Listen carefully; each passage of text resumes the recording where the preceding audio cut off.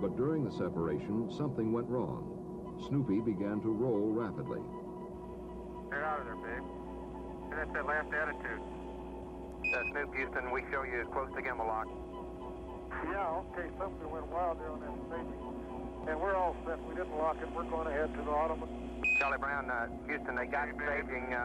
They had a wild gyration, though, but they got it under control. It was an unexpected system malfunction. Stafford and Cernan quickly had it under control. In fact, Tom Stafford and Eugene Cernan were never in any kind of danger. But for a few seconds, they didn't know that. For Apollo 11, it would be found and corrected. Now, the rendezvous sequence came step by step. It was old hat for the veteran crew. In Gemini, Stafford had flown 5 rendezvous, Cernan 4, and Young 3. So Snoopy rose up from the moon to join Charlie Brown. Hey, Joe, we're about ready to dock. Stand by. Okay, John, you're into about 5 feet, babe. Looking beautiful. Hello, yes, Snoopy and Charlie Brown are hugging each other. Roger that. We heard him down here. But the day was not over yet. They still had to prepare the ascent stage and command module for their final separation. We're all back in the command module. The tunnel's all locked up, and we're in attitude and standing by the SEP here when you give us the word. We can go ahead and separate now, Charlie Brown. Okay, Houston, we'll give you a countdown. We're all set to go for SEP. Give you a 5 count. 4, 3, 2, 1, fire. Dan, when he leaves, he leaves. Yeah, it was right into the sun, babe. Right into the sun. Actually, like Tom said, there's a lot of people who did a good job, and I tell you, these vehicles so far, that little Snoopy was a real winner. We concur. That big Charlie Brown is no slouch either. The next day, Apollo 10 stayed in orbit around the moon. The orbital deviations of Apollo 10 were being determined with greater and greater precision. On board, there was more photography, more landmark tracking and navigation. With each revolution, the figures were being pinned down closer and closer in preparation for the arrival of Apollo 11. Joe, Jack Smith, there's some very interesting looking things that sort of look like volcanoes. There's one on the backside that if it was in a different setting, you could call it Mount Fujiyama. I saw.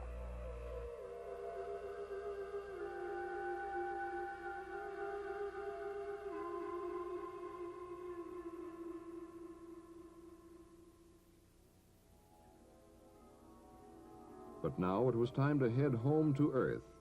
Trans-Earth injection. The one burn of the mission that absolutely had to work. The burn that would push Apollo 10 out of its lunar orbit. Everything looks good for TEI. Roger, we're go here, and we'll see on the way home. Again, this most critical of all maneuvers would take place behind the moon, cut off from earthly contact.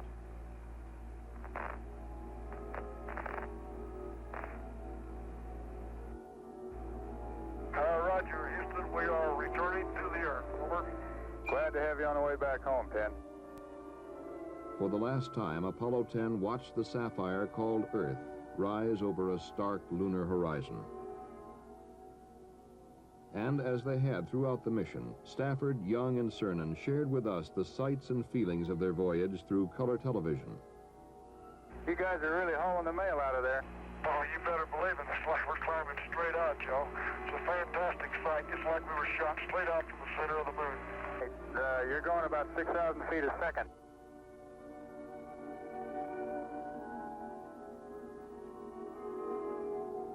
As the crew of Apollo 10 hurtled earthward, they decided to perform one more test. A test not in the original objectives of the mission, but a test that would solve a problem that had baffled space engineers for years. Somebody finally came up with the idea of using a razor and brushless shaving cream. That's amazing, Tim. Absolutely. That's what the space age does for you.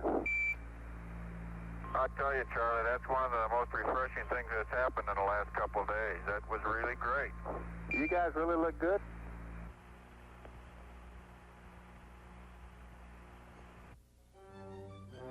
Down from the moon toward the coast of Earth, Apollo 10 sped on its incandescent path toward its dawn rendezvous at sea.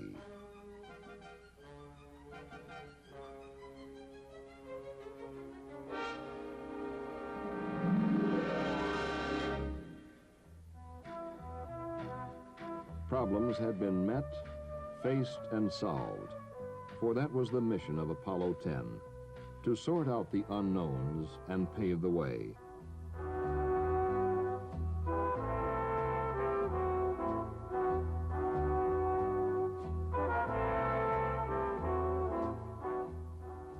But as the men of Apollo 10 were reunited with their families and friends, attention was already turning elsewhere. Apollo 11 had been rolled out to its launch pad even before Apollo 10 had entered orbit about the moon. Now it stood, pointed toward a distant lunar sea. How much we're going to progress in the future is left to your imagination. But if we harness our energies and keep our perspectives right, the goals are unlimited.